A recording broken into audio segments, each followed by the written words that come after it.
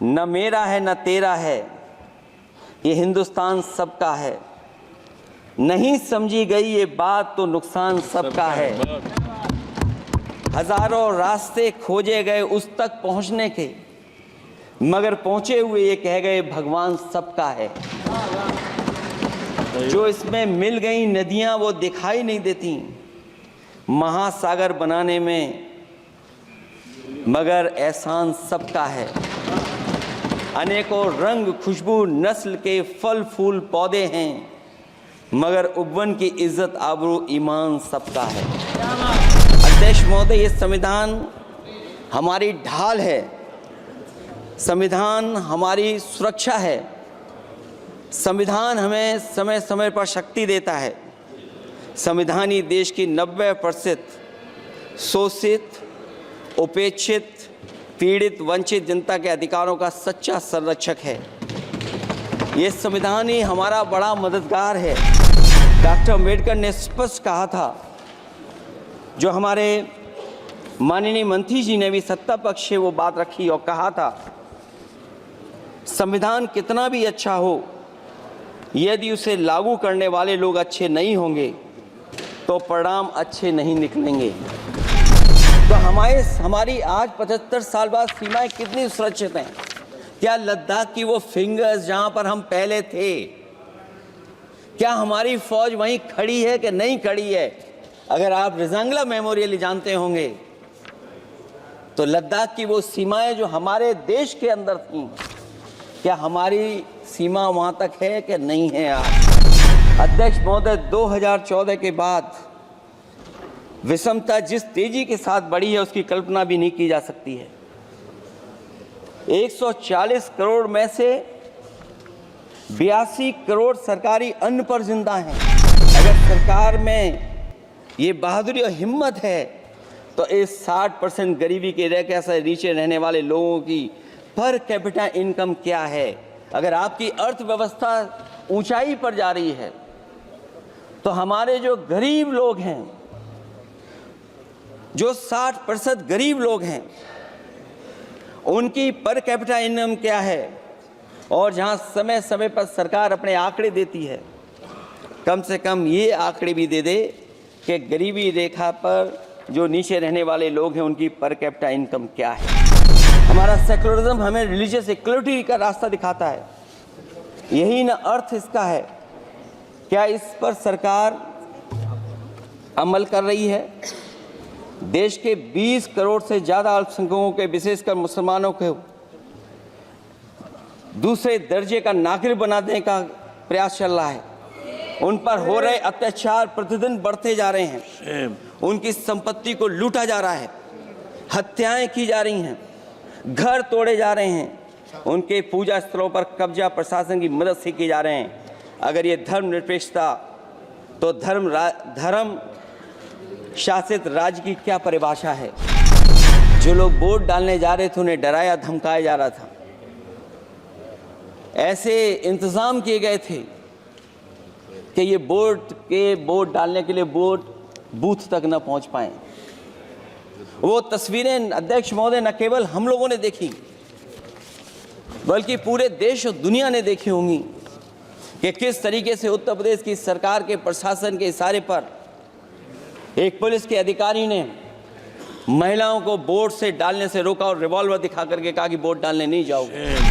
जहां सरकार मशीन और सरकारी मशीनरी के जरिए जहां चाहे अपनी सरकार बना लेती है, जनता के मत का कोई अर्थ नहीं रखे हैं, वह लोकतंत्र नहीं कहा जा सकता है।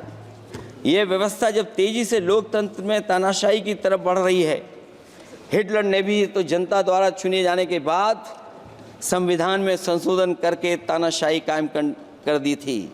हमारी सरकार भी उसी के समांतर चलने का प्रयास कर रही है। देखिए, मैं जब सरकार की तरफ से माननीय मंत्री जी को सुन रहा था, उन्होंने जाति जनगणना को लेकर के कहा कि जाति जनगणना कराना चाहे तो करा लें। हम लोग तो उस पक्ष के धर लोग हैं, अगर आप करा सकते हैं तो आप कराइए। नहीं अध्यक्ष महोदय, जब कभी भी हम लोगों को मौका मिलेगा तो जाति जनगणना कराने का काम हम लोग करेंगे। उद्योगपति सरकारी आतंक से परेशान हैं, हो करके अपनी पूंजी समेटकर देश छोड़ गए हैं और लगातार जा रहे हैं। अध्यक्ष महोदय, आज़ादी के बाद उद्योगपति कभी इतने भारत छोड़ करके नहीं गए होंगे, देश छोड़ के नहीं गए होंगे जितने इनकी सरकार में चले गए हैं। अगर व्यक्ति की गरिमा सुनिश्चित हो तो कोई व्यक्ति क्या अपनी मातृभूमि को छोड़ करके जा सकता है? किसी भी व्यक्ति को उसके जीवन और दैहिक स्वतंत्रता से कानून सम्मत प्रक्रिया के बगैर वंचित नहीं किया जा सकता। ये सबसे महत्वपूर्ण मौलिक अधिकार है, लेकिन सबसे ज़्यादा इसी का दुरुपयोग हो रहा है। फर्जी मुठभेड़ में हत्याएं, जेल के अंदर हत्याएं और पुलिस अफरीक्षा में हत्याएं। आदमी कहीं भी सुरक्षित नहीं है। ईडी का तो ऐसा कानून बना दिया गया है कि बिना एफआईआर, बिना नोटिस किसी को भी बंद कर दो। लोकतंत्र फासिज्म में बदल रहा है। आज कई मायनों में, कई आंकड़ों में उत्तर प्रदेश पीछे दिखाई दे रहा है। जहां रोजगार के सवाल पर जो सरकारी नौकरियां इसलिए नहीं क्योंकि आरक्षण न देना पड़ जाए, इसे सरकारी नौकरियां नहीं हैं। आए दिन पेपर आउट, पेपर लीक, न केवल पेपर लीक है बल्कि जानबूझ करके पेपर लीक कराया जाता है जिससे कि परीक्षा रद्द की जा सके।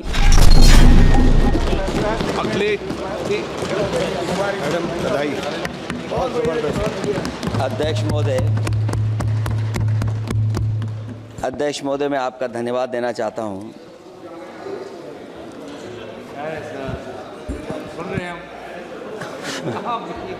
अध्यक्ष महोदय, मैं आपका धन्यवाद देना चाहता हूं। साथ ही साथ इस सदन में जो 75वें वर्ष पर संविधान की बहस शुरू हुई है, जहां सत्ता पक्ष से माननीय रक्षा मंत्री जी उन्होंने अपनी बात रखी। अभी कांग्रेस पार्टी की नवनिर्वाचित सांसद उन्होंने अपनी बात रखी। उसके बाद अध्यक्ष महोदय मुझे बोलने का मौका मिल रहा है। मैं सबसे पहले लाखों लाख लोग जो भारत देश की आज़ादी में जिन्होंने अपनी जान न्यौछावर कर दी, देश आज़ाद हुआ। आज़ादी के बाद बाबा साहब भीमराव अंबेडकर जी और तमाम हमारे वरिष्ठ लोगों ने इस संविधान को देने का काम किया। मैं उनको याद करने के साथ साथ जो आज 13 तारीख जिस दिन हम आप सदन में बैठे हैं, एक ऐसी घटना घटी थी, अगर उस समय सुरक्षा कर्मियों ने अपनी सूझबूझ के साथ, बहादुरी और साहस के साथ अगर उन आतंकवादियों को मुकाबला न किया होता तो हमारे देश के बहुत सारे महत्वपूर्ण नेता जो उस समय सदन में थे, न जाने क्या परिस्थिति बनती। मैं उन बहादुर जिनकी जान गई उनका याद करता हूँ, वहीं श्रद्धांजलि भी देता हूँ। मैं इस संविधान की चर्चा पे जहाँ खड़ा हुआ हूँ, मैं बाबा भीमराव अंबेडकर जी उनको श्रद्धांजलि अर्पित करते हुए जिन्होंने संविधान को देने का काम किया। हमारा संविधान जो तैयार हुआ है, उनकी प्रबुद्ध दृष्टि का परिणाम है कि हमारे पास न्याय, स्वतंत्रता, समानता और बंधुत्व के सिद्धांतों पर आधारित एक महान संविधान हमें मिला है। भारत राज्यों का एक संघ है और हमें विविधता में एकता पर गर्व है। ये हमारा संविधान ही है जिसने भाषाई, क्षेत्रीय, धार्मिक और जातीय विविधता वाले हमारे देश को एक साथ रखा है। ये संविधान डॉक्टर अंबेडकर जी ने कहा था कि संविधान की सफलता इस पर निर्भर करेगी कि हम उसके अनुसार कैसे काम करते हैं। ये देखना है, विधायिका, कार्यपालिका और न्यायपालिका की जिम्मेदारी है कि इस महान देश का शासन हमारे संविधान में निहित उच्च सिद्धांतों के अनुसार चलाया जाए।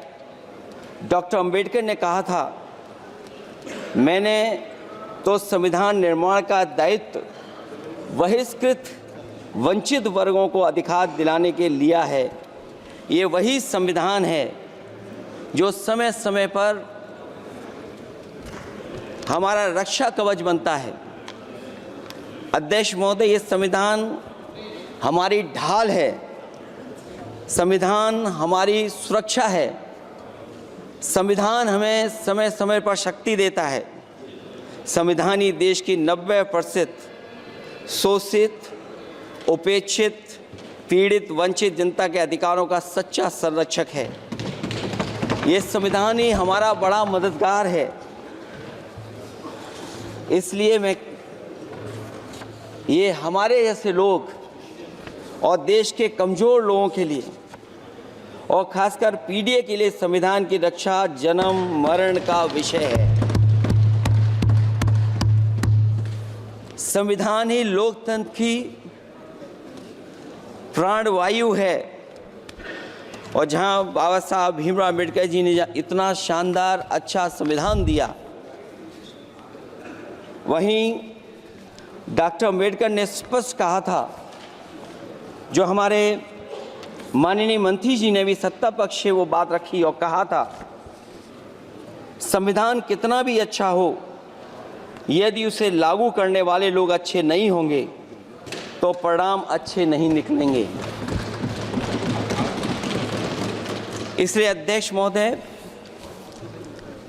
इस संविधान पर लगभग 75 वर्ष में के बाद भारत की संसद में फिर चर्चा हो रही है। मैं कई महत्वपूर्ण बिंदुओं पर अपनी बात को रखना चाहूँगा।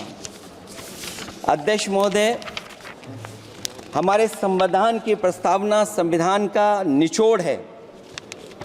सरकार के उद्देश्यों और लक्ष्यों को स्पष्ट उल्लेख है प्रस्तावना में। मैं प्रारंभ करता हूं संपूर्ण प्रभुत्व संपन्न समाजवादी धर्मप्रिय लोकतांत्रिक गणराज्य से। आज अध्यक्ष जी, सीमाओं की रक्षा करना संप्रभु का प्रथम कर्तव्य है। और अध्यक्ष महोदय, जिस देश की सीमाओं की सुरक्षा में जहां पर समय समय पर सेंध लगती हो, और हमारे माननीय मंत्री जी बेहतर जानते होंगे कि कई जगह पर हमारी सीमाएं सिकुड़ रही हैं। हमारे संसदीय मंत्री राज्य अरुणाचल प्रदेश में चीन के बिल्कुल बगल में रहते हैं। अध्यक्ष महोदय, ये जानते होंगे कि हमारे पड़ोस में कितने गांव बस गए हैं, न जाने कितना वहां पर गांव की तरह घर बसा दिए गए हैं। लद्दाख की तरफ अभी दोनों देशों की सेनाएं पीछे हटी हैं। हम अपनी सीमा में ही पीछे हटे हैं और चीन जो हमारी सीमा में अंदर आ गई थी, वो हमारी सीमाओं से ही आंशिक रूप से पीछे हटी है। और अध्यक्ष महोदय, उस सीमा के पास एक रिजांगला मेमोरियल बना था। हमारे सरकार के लोग ये जानते होंगे कि जिस समय ये बात उठी लद्दाख को लेकर के, उस रिजांगला के मेमोरियल को तोड़ दिया गया। आज वो रिजांगला मेमोरियल वहां नहीं है। और उस लड़ाई के लिए अध्यक्ष महोदय, हमारी फौज के लिए कहा गया था कि हमारी वो बहादुर फौज है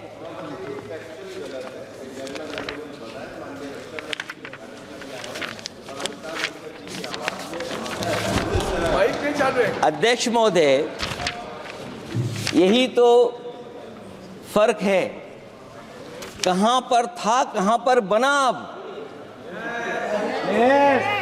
और अध्यक्ष महोदय, मैं सरकार को बताना चाहता हूं, अध्यक्ष जी, मंत्री जानते होंगे, मंत्री जी, केवल 12 किलोमीटर सड़क बनी थी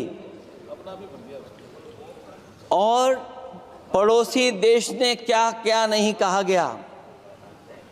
और वो समय आएगा जब हमें मानसरोवर और कैलाश पर्वत पे जाने के लिए भी वो देश हमें रोकने लगेगा। तो हमारी आज 75 साल बाद सीमाएं कितनी सुरक्षित हैं?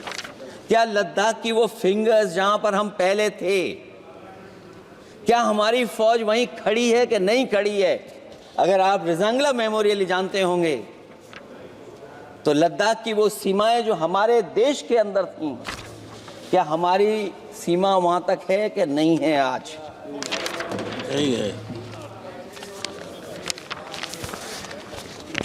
ये देश समाजवादी गणराज्य बने। समाजवाद का सरल शब्दों में अर्थ है कि समता और संपन्नता हो, लेकिन देश में अध्यक्ष महोदय 2014 के बाद विषमता जिस तेजी के साथ बढ़ी है उसकी कल्पना भी नहीं की जा सकती है। 140 करोड़ में से 82 करोड़ सरकारी अन्न पर जिंदा हैं। अध्यक्ष महोदय, जो देश को ये कहते हो कि हम दुनिया की सबसे तेज रफ्तार पे चलने वाली अर्थव्यवस्था बनने जा रहे हैं, 3 पर पहुंच गए और ऊपर जाएंगे। मैं सरकार से कहना चाहता हूं कि जब 82 करोड़ सरकारी अन्न पर जिंदा हैं और दूसरी तरफ देश की संपूर्ण संपत्ति के 2/3 हिस्से पर कुछ परिवारों का कब्जा है, अगर सरकार में ये बहादुरी और हिम्मत है तो इस 60% गरीबी के रेखा से नीचे रहने वाले लोगों की पर कैपिटा इनकम क्या है? अगर आपकी अर्थव्यवस्था ऊंचाई पर जा रही है तो हमारे जो गरीब लोग हैं, जो 60% गरीब लोग हैं, उनकी पर कैपिटा इनकम क्या है? और जहां समय समय पर सरकार अपने आंकड़े देती है, कम से कम ये आंकड़े भी दे दे कि गरीबी रेखा पर जो नीचे रहने वाले लोग हैं उनकी पर कैपिटा इनकम क्या है। इससे स्पष्ट हो जाएगा कि 5% लोगों की पर कैपिटा इनकम क्या है। हमारा प्रेमबली कहता है कि धर्म निरपेक्ष गणराज्य बने, राज्य की निगाह में सभी धर्म सम्मान हैं। हमारा सेकुलरिज्म हमें रिलीजियस इक्वलिटी का रास्ता दिखाता है। यही न अर्थ इसका है। क्या इस पर सरकार अमल कर रही है? देश के 20 करोड़ से ज़्यादा अल्पसंख्यकों के, विशेषकर मुसलमानों को दूसरे दर्जे का नागरिक बना देने का प्रयास चल रहा है। उन पर हो रहे अत्याचार प्रतिदिन बढ़ते जा रहे हैं। उनकी संपत्ति को लूटा जा रहा है, हत्याएं की जा रही हैं, घर तोड़े जा रहे हैं, उनके पूजा स्थलों पर कब्जा प्रशासन की मदद से किए जा रहे हैं। अगर ये धर्मनिरपेक्षता, तो धर्म शासित राज्य की क्या परिभाषा है? और हाल ही में हम लोगों ने अध्यक्ष महोदय उदाहरण देखा है कि किस तरीके से उत्तर प्रदेश में कई महत्वपूर्ण जगह पर इस तरह की घटनाएं जानबूझ करके की गई। मुझे याद है उस समय, जिस समय उत्तर प्रदेश का इलेक्शन चल रहा था, बहुत से लोगों को वोट डालने का अधिकार जिनको था, उनको अधिकार से रोका गया और जो लोग वोट डालने जा रहे थे उन्हें डराया धमकाया जा रहा था। ऐसे इंतजाम किए गए थे कि ये वोट डालने के लिए वोट बूथ तक न पहुंच पाए।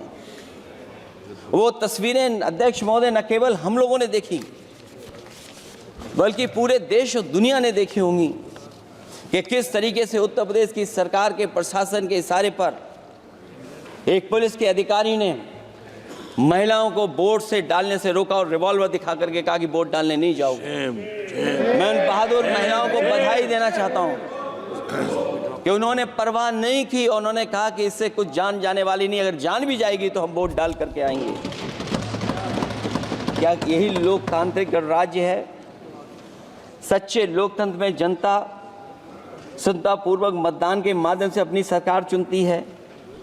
क्या हम सही अर्थों में लोकतांत्रिक व्यवस्था में जी रहे हैं, जहां सरकार मशीन और सरकारी मशीनरी के जरिए जहां चाहे अपनी सरकार बना लेती है, जनता के मत का कोई अर्थ नहीं रखे हैं, वह लोकतंत्र नहीं कहा जा सकता है। यह व्यवस्था जब तेजी से लोकतंत्र में तानाशाही की तरफ बढ़ रही है, हिटलर ने भी तो जनता द्वारा चुने जाने के बाद संविधान में संशोधन करके तानाशाही कायम कर दी थी। हमारी सरकार भी उसी के समांतर चलने का प्रयास कर रही है। अध्यक्ष महोदय, प्रस्तावना में अध्यक्ष महोदय सामाजिक, आर्थिक और राजनीतिक न्याय दिलाने की बात है। अध्यक्ष महोदय, मैं जब सरकार की तरफ से माननीय मंत्री जी को सुन रहा था, उन्होंने जाति जनगणना को लेकर के कहा कि जाति जनगणना कराना चाहे तो करा लें। हम लोग तो उस पक्ष के धर लोग हैं, अगर आप करा सकते हैं तो आप कराइए। नहीं अध्यक्ष महोदय, जब कभी भी हम लोगों को मौका मिलेगा तो जाति जनगणना कराने का काम हम लोग करेंगे।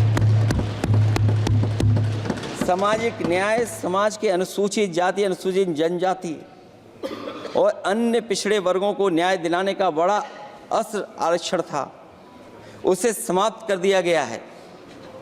आउटसोर्सिंग और कॉन्ट्रैक्ट बेसिस पर थोड़ी बहुत नौकरियां जो दी जा रही हैं, उनमें दलितों और पिछड़ों का कोई आरक्षण नहीं है।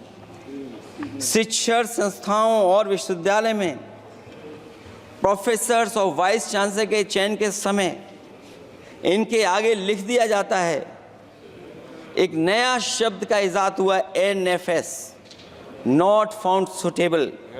सरकारी उपक्रम बेच दिए, प्राइवेट उपक्रमों में कोई आरक्षण नहीं है। अध्यक्ष महोदय, शिक्षा मंत्री जी सूची जारी करें, और अगर ये बात कहीं भी गलत है तो शिक्षा मंत्री जी सूची जारी कर दें। देश के सभी केंद्रीय विश्वविद्यालयों के वाइस चांसलर की ओर प्रोफेसर्स की एक, मैं तो कहूंगा अध्यक्ष महोदय कि शिक्षा मंत्री जी अगर ये सूची जारी कर दें कि जितनी भी सेंट्रल यूनिवर्सिटीज़ हैं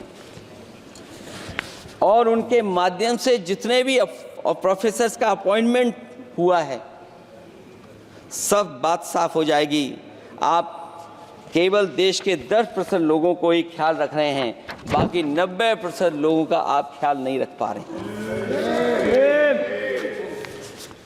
और जाति जनगणना कभी जाति में भेदभाव नहीं बढ़ाएगा। अध्यक्ष महोदय, जाति जनगणना जातियों के बीच दूरियां कम करेगा और तमाम हमारे ऐसे समाज के लोग जिनको न्याय नहीं मिला, जिनको अधिकार नहीं मिला है, अध्यक्ष महोदय कम से कम जाति जनगणना के बाद उन्हें अधिकार और सम्मान दिलाने का काम भी हो सकेगा।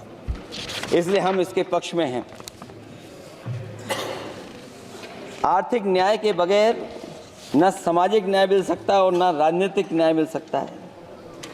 गरीबी का नाजायज लाभ उठाकर धन्ना सेठों की सरकार चुनाव में पैसा बांटकर राजनीतिक न्याय का भी अपहरण कर लेती है। कर्ज में डूबी बड़ी आबादी महाजन के दबाव में अपनी इच्छा के खिलाफ वोट देने को विवश हो जाती है। चुनाव में सत्ताधारी दलों द्वारा पैसे की भरमार के चलते कोई सामान्य कार्यकर्ता चुनाव नहीं लड़ पा रहा है। बड़े पैमाने पर धनवान चुनकर आ जाते हैं। पैसे के बल पर जब तक आर्थिक विषमता समाप्त नहीं होती, लोगों को राजनीतिक न्याय मिल नहीं सकेगा। प्रस्तावों में आगे जो लक्ष्य है, विचार, व्यक्ति, विश्वास, पंथ और उपासना की स्वतंत्रता, अन्याय के खिलाफ विचार व्यक्त करने पर जेल, अभिव्यक्ति की स्वतंत्रता का अर्थ है देशद्रोह। अगर भाजपा के मत के नहीं हैं, दूसरे धर्म के हैं तो प्रताड़ना के हकदार हैं। और अब तो उपासना करने पर भी दिक्कत है, क्योंकि हर मस्जिद के नीचे मंदिर खोजने वाले तत्व इस देश को शांति से रखना ही नहीं चाहते हैं। उन्हें कानून की कोई परवाह नहीं है। मैं इस मौके पर धन्यवाद देना चाहता हूं सुप्रीम कोर्ट का, कम से कम वो फैसला आया है जहां कुछ दिनों के लिए ये पाबंदी लगाई गई।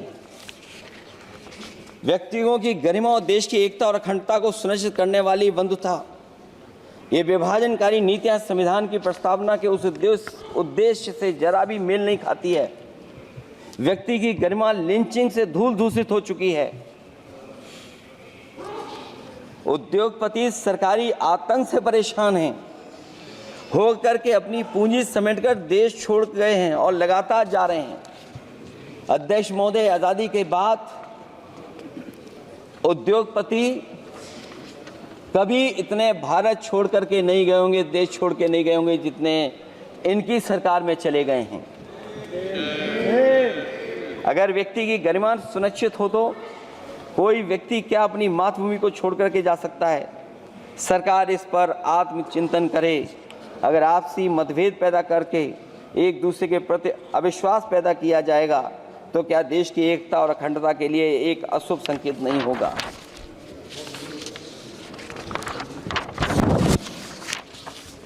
अध्यक्ष महोदय, आर्टिकल 14 कानून के समक्ष समानता, भारत के अंदर किसी भी व्यक्ति को राज्य कानून के समक्ष समानता को डिनाई नहीं कर सकता है। हो क्या रहा है, एक ही कानून कुछ लोगों के लिए अलग है और दूसरों के लिए अलग। अगर सत्ता पक्ष का व्यक्ति गेरुआ गमछा पहनकर अधिकारियों को गाली दे दे तो जी हजूरी और दूसरा न्याय मांगने जाए तो उसे लाठी, क्या ये अनुच्छेद 14 का अनुपालन हो रहा है? अध्यक्ष महोदय, किसी भी व्यक्ति को उसके जीवन और दैहिक स्वतंत्रता से कानून सम्मत प्रक्रिया के बगैर वंचित नहीं किया जा सकता। ये सबसे महत्वपूर्ण मौलिक अधिकार है, लेकिन सबसे ज़्यादा इसी का दुरुपयोग हो रहा है। फर्जी मुठभेड़ में हत्याएं, जेल के अंदर हत्याएं और पुलिस अफरीक्षा में हत्याएं। आदमी कहीं भी सुरक्षित नहीं है। ईडी का तो ऐसा कानून बना दिया गया है कि बिना एफआईआर, बिना नोटिस किसी को भी बंद कर दो। लोकतंत्र फासिज्म में बदल रहा है। और अध्यक्ष महोदय, क्योंकि उत्तर प्रदेश की चर्चा सत्ता पक्ष से भी हुई, जो हालात उत्तर प्रदेश में हैं, ऐसे हालात कभी किसी ने पहले नहीं देखे।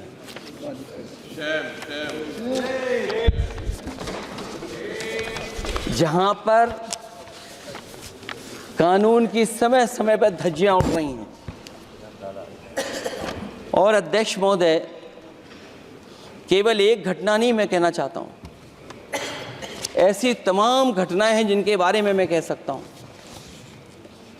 आज़ादी के बाद अगर हम 75वें वर्ष में इस बात पर चर्चा करें संविधान पर, और आए दिन लोगों को न्याय मांगने के लिए आत्मदाह करना पड़े, तहसील हो वहां पे आत्मदाह, जिलाधिकारी हो वहां पे आत्मदाह, न्याय मांगने के लिए अगर मुख्यमंत्री आवास में जाना पड़े वहां पे आत्मदाह। सोचिए हम किस दिशा में जा रहे हैं। और अध्यक्ष महोदय, किसने नहीं देखा कि टीवी पे चलते हुए लोगों की जान ले ली गई? लाइव देखा है सबने। ये कहां का न्याय है? न केवल वो, बल्कि पता नहीं अध्यक्ष महोदय, हमारा प्रदेश कस्टोडियल डेथ में सबसे आगे जा रहा है, महिलाओं के उत्पीड़न में सबसे आगे जा रहा है। ये मैं नहीं कह रहा हूं, अध्यक्ष महोदय, ये सरकार के आंकड़े बता रहे हैं।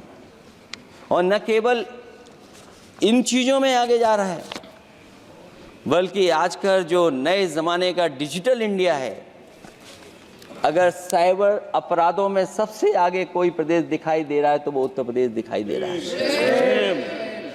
ये अलग बात है अध्यक्ष महोदय कि कभी कभी जो डबल इंजन की सरकार चलने वाले जो दावा करते थे, पहले इंजन टकराते थे, अब तो डब्बे भी टकराने लगे हैं। Double engine single driver. और होड़ लगी हुई है कि कभी किसी ने दिल्ली का रास्ता किसी माध्यम से अपनाया था, उसी रास्ते पे चल करके आगे बढ़ना चाहते हैं। इससे खराब इस लोकतंत्र में और क्या हो सकता है? जिन लोगों ने ये कहा हो कि हम नौकरियां दे देंगे, आज नौकरियां कहाँ हैं, रोजगार कहाँ हैं? और अध्यक्ष महोदय, अगर वादा किया जाए नौकरी और रोजगार का, इन्वेस्टमेंट का, और सपने बड़े दिखाए जाएं, ये बात मैं इसलिए कह रहा हूं कि माननीय मंत्री जी भी उसी प्रदेश से आते हैं, प्रधानमंत्री जी भी उसी प्रदेश से आते हैं। आज कई मायनों में, कई आंकड़ों में उत्तर प्रदेश पीछे दिखाई दे रहा है। जहां रोजगार के सवाल पर जो सरकारी नौकरियां इसलिए नहीं क्योंकि आरक्षण न देना पड़ जाए, इसे सरकारी नौकरियां नहीं हैं। आए दिन पेपर आउट, पेपर लीक, न केवल पेपर लीक है बल्कि जानबूझ करके पेपर लीक कराया जाता है जिससे कि परीक्षा रद्द की जा सके। और जो अग्निवीर वाला सवाल था वो आज भी वैसा ही का वैसा है। हम लोग अग्निवीर वाली व्यवस्था कभी स्वीकार नहीं कर सकते हैं। जो पहले भर्ती जैसी होती थी अध्यक्ष महोदय, अगर वैसी ही भर्ती होगी तो हमारी सीमाएं और सुरक्षित होंगी, हमारे और नौजवान जाकर के देश की असली पक्की वर्दी पहनने का काम करेंगे। ये अध्यक्ष महोदय कैसी चर्चा संविधान की जो है बिना प्रधान की।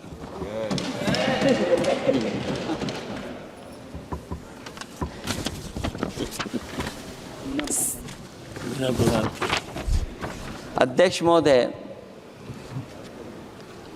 इस सरकार में जो लोकतंत्र के साथ खिलवाड़ हुआ है, इतना कभी खिलवाड़ नहीं हुई होगी।